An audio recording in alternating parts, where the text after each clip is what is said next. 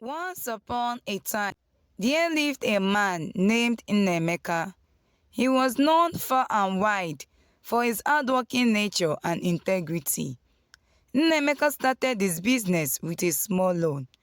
With a heart full of determination, he grew his enterprise from a tiny store to a chain of successful shops that dealt in wholesale fabrics, supplying some of the most luxurious material in the region.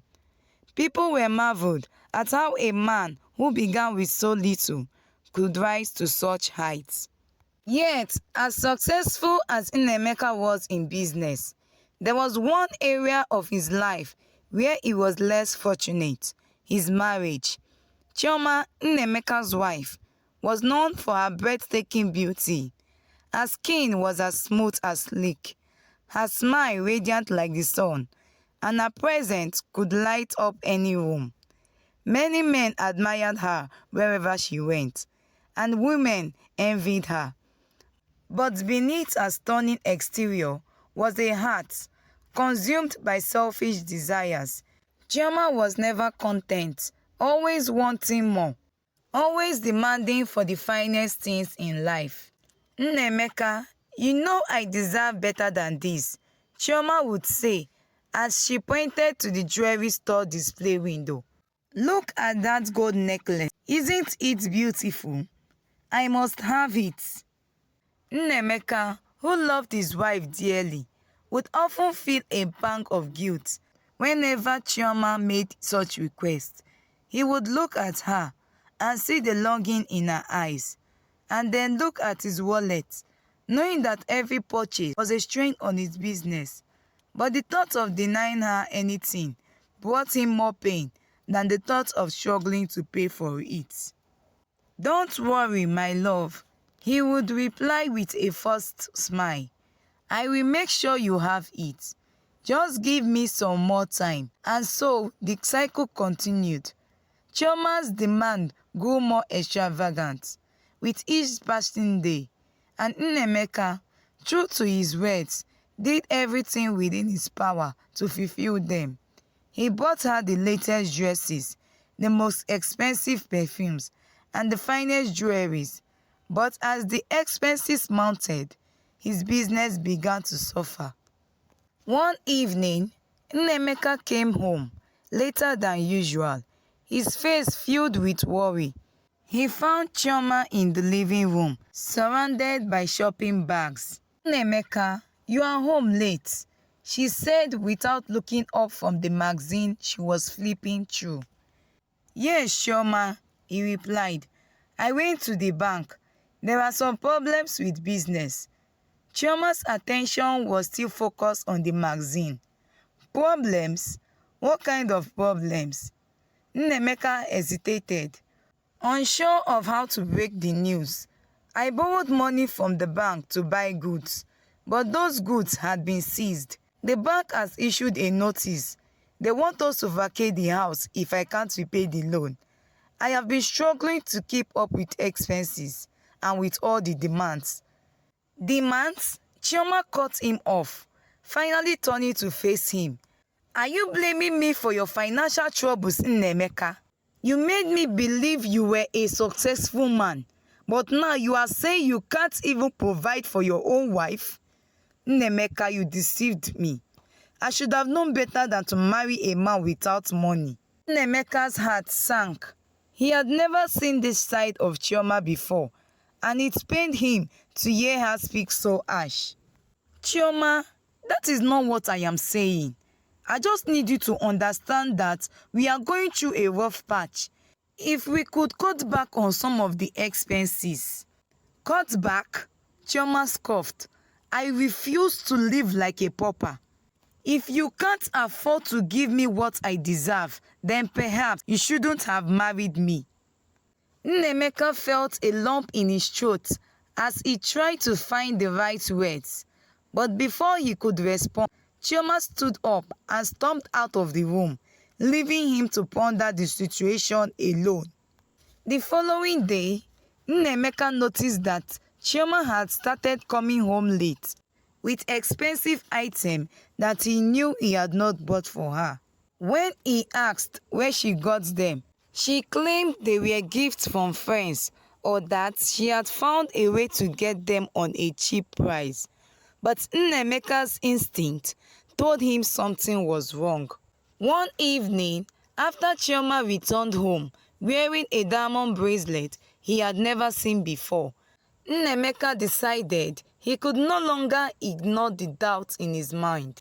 "Chioma, we need to talk," he said as they sat down for dinner. Chioma barely heard him, her eyes fixed on the bracelet as she admired it under the dining room lights. "Chioma," Nnemeka repeated more firmly this time. She finally looked up, a hint of irritation in her eyes. "What is it now, Nnemeka? I am tired. Where did you get that bracelet?" Chioma's expression hardened. "I told you it was a gift." "From who?" "From a friend." "What friend? Why are you questioning me, Nnemeka? Don't you trust me?" Chioma's voice grew defensive. "It is not about trust," Nnemeka replied calmly. "It is about the fact that we are in financial troubles, and yet you keep bringing home expensive things. I need to know where you are getting them from." Chioma's eyes narrowed. "You have no right to question me. If you can't provide for my needs, then maybe I should find someone who can." Her words struck Nnemeka like a blow. Before he could respond, Chioma rose from the table and walked out of the room, leaving him in stunned silence. The following day, Nnemeka came home to find that Chioma had packed all her things and left. There was no note, no explanation, just an empty closet. Desperate and heartbroken, Nnemeka turned to his childhood friend Adaugo for help. Adaugo has known Nnemeka since they were much younger, and their bond has always been strong. She was kind-hearted, loyal, and wise beyond her age. When Nnemeka confided in her about Chioma's behavior and his financial troubles, Adaugo listened patiently, offering him a comforting presence. "Nnemeka, I am sorry you are going through all this," Adaugo said. "Have you spoken to Chioma's parents? Maybe they can talk some sense into her." Nnemeka nodded. "I was thinking the same thing, but I am afraid of what they will say. I don't want to embarrass her or bring shame to her family." Adaugo reached out and placed a reassuring hand on his shoulder. "You are not bringing shame to anyone, Nnemeka. You are just trying to save your marriage. And if anyone should feel ashamed, it is Chioma for abandoning you in your time of need." Encouraged by Adaugo's words, Nnemeka decided to visit Chioma's parents the next day. But when he arrived at their home, he was met with an unexpected shock. "Nnemeka, we are sorry," Chioma's father said, "but we have decided to return your dowry." Nnemeka's heart sank. "Return the dowry? What do you mean?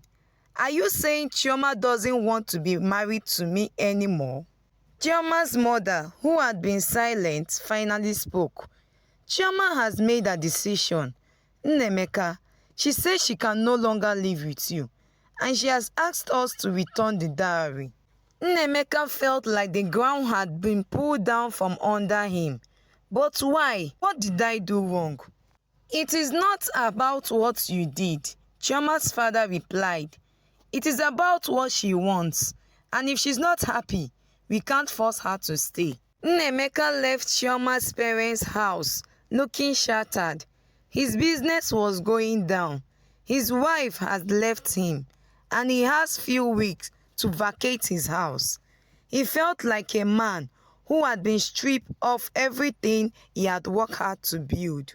The following week, Nnemeka threw himself into his work, trying to restore what was left of his business. But the stress took its toll on him, and he soon fell ill. Adaugo, his loyal friend, was by his side throughout his sickness, caring for him with a tenderness that brought him some measure of comfort. One evening, as Adaugo sat by Nnemeka's bed, he looked at her and said, "Adaugo, I don't know what I would have done without you."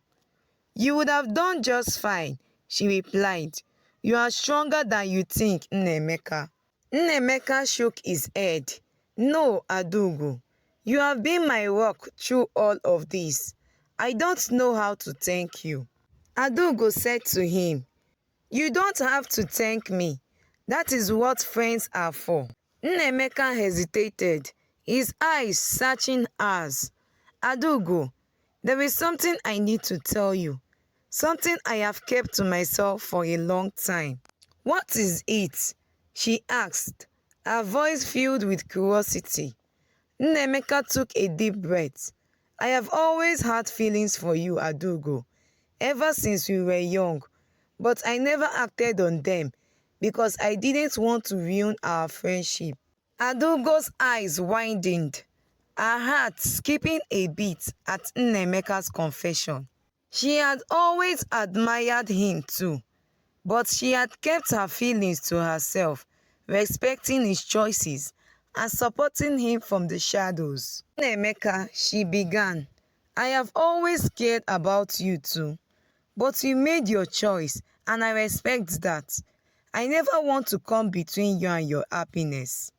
Nnemeka looked down, with regret in his eyes. "I thought I was making the right choice by marrying Chioma. She was beautiful and charming, and I convinced myself that I loved her. But after everything that has happened, I realized I was blind." Adaugo reached out, took Nnemeka's hand and said to him, "Don't blame yourself, Nnemeka. You couldn't have known. What matters now is that you learn from this and move forward." Nnemeka was grateful for Adaugo's understanding, but before he could say anything more, he received a phone call that his goods had been released. Nnemeka's eyes widened in surprise and relief. He hung up the phone, turning to Adaugo with a look of hope. Filled with excitement, he hugged Adaugo, then went to distribute the goods to his shops. At the last shop, Nnemeka was surprised to see Chioma, his ex-wife, there. She laughed and said to him, "So you are the new errand boy my fiancé employed." "Fiancé?" Nnemeka replied. "Didn't know you found someone else so fast." "What do you expect from a beautiful lady like me?" Chioma replied. "I am so glad I left you and your miserable life." Nnemeka kept silent as she continued to rain insults on him. Moments later, Obiora arrived and greeted Nnemeka and apologized for being late. Chioma was shocked and confused as Nnemeka demanded for the shop's account book. Obiora quickly took the document and handed it over to Nnemeka as he left. Nnemeka met Adaugo and told her all that happened in his shop. Adaugo was shocked and said to him, "It's like she didn't know that Obiora is working for you." Nnemeka replied, "Maybe. Chioma was never involved in anything that concerns my business." Adaugo pitied Nnemeka. "I can't imagine what you passed through in the hands of Chioma." "Well, that is all in the past now," Nnemeka replied. Nnemeka gave Adaugo the shop document to go through it for him, as it was a field she specialized on. Obiora noticed how Chioma has been silent. "What is the problem, Chioma? Since we came back from the shop, you have been acting strange. Or is it because of that designer's bag? Don't worry, I will get it for you." "That is not what is even bothering me," Chioma finally admitted. "Nnemeka, the one whom you gave those shop documents to, is my ex-husband I told you about." Obiora was shocked and worried. Fearing for his position, he decided to go and see Nnemeka the following day. The following morning, Adaugo called Nnemeka on the phone. "Nnemeka, you need to come over here right now." There is something you need to see. Nnaemeka quickly made his way to Adaugo's house. What is going on, Adaugo? Nnaemeka asked. Adaugo handed him a paper. I found this among the documents you gave to me. It is a partnership agreement. The agreement revealed that Obiora had been stealing funds from your business through fake invoice and transaction. This can't be true, Nnaemeka stammered. How could I have missed this? You were under a lot of pressure, Nnaemeka, Adaugo said to him. But we can fix this. We need to take this to the authorities and expose Obiora for what he has done. You are right. I can't let him get away with this, Nnaemeka replied. They wasted no time in gathering the evidence and presented it to the authorities. The investigation revealed that Obiora not only stole from Emeka, but from several other businesses as well, and he was eventually arrested for fraud. When Chioma discovered the truth about Obiora, the man she had thought was her ticket to life of luxury turned out to be nothing but a fraudster. She returned to Nnaemeka, hoping to rekindle their marriage. Nnaemeka, she pleaded, with tears streaming down her face as she stood at his doorstep. I was wrong. I made a terrible mistake. Please give me another chance. Nnaemeka looked at her with pain in his eyes. The pain of her betrayal was still fresh. But so was the realization that he had found someone far more precious, someone who stood by him through the darkest of times. I am sorry, Chioma, he said softly. I can't go back to what we had. Too much has happened, and too much trust has been broken. Shamed and rejected, Chioma returned to her parents. Later that evening, Nnaemeka sat down with Adaugo. They shared a quiet moment, reflecting on everything that had happened. Adaugo, Nnaemeka began, I don't know how to thank you for everything you have done for me. Adaugo smiled. You don't have to thank me, Nnaemeka. Nnaemeka reached out and took her hand, holding it tightly. I don't want to lose you again, Adaugo. I want us to be together, not just as friends, but as partners. Adaugo's eyes filled with tears of happiness as she nodded. I would like nothing more. Nnaemeka and Adaugo found love that was true, steadfast and enduring. Together, they rebuilt Nnaemeka's business and their bond grew stronger. Time moved on, and Nnaemeka and Adaugo's partnership flourished, both in business and in life. They became a beacon of hope and success in the community, known for their integrity and generosity. Nnaemeka and Adaugo's love deepened with each passing day, built on mutual respect and shared value. One evening, after a successful day at one of their newest shops, Nnaemeka decided it was time to take their relationship to the next level. Adaugo, he took her hands. You have been by my side through the worst time of my life. You have helped me build a future that I could only dream of. I can't imagine my life without you in it. Will you make me the happiest man on earth by being my wife? With tears of happiness in Adaugo's eyes. Yes, Nnaemeka. Yes, I will marry you. Nnaemeka slipped the ring into her finger and they embraced each other. They both knew that their future together will be filled with love and laughter. Their wedding was a grand celebration attended by friends, family, and the entire community who had watched their journey with admiration. It was a day of joy and unity. Nnaemeka and Adaugo were surrounded with people who mattered most to them, and as they exchanged vows, they promised to cherish and support each other for the rest of their lives. As years went by, Nnemeka and Adugu built a beautiful life together. They had children who grew up in a home filled with love and laughter. They taught them the values that guided them through their own lives: honesty, hard work, and importance of choosing a partner who would stand by you through thick and thin. Chioma, on the other hand, became a distant memory. She had tried to contact Nnaemeka few times after Obiora's downfall, but Nnaemeka ignored her. He had moved on, as there was no place in his life for someone who betrayed his trust. As for Obiora, his fraudulent activities landed him in prison.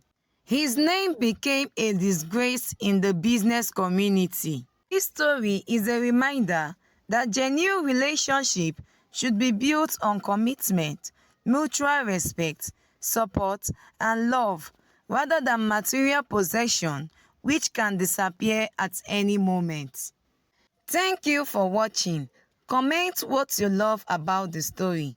Please also like and subscribe to my channel for more interesting stories.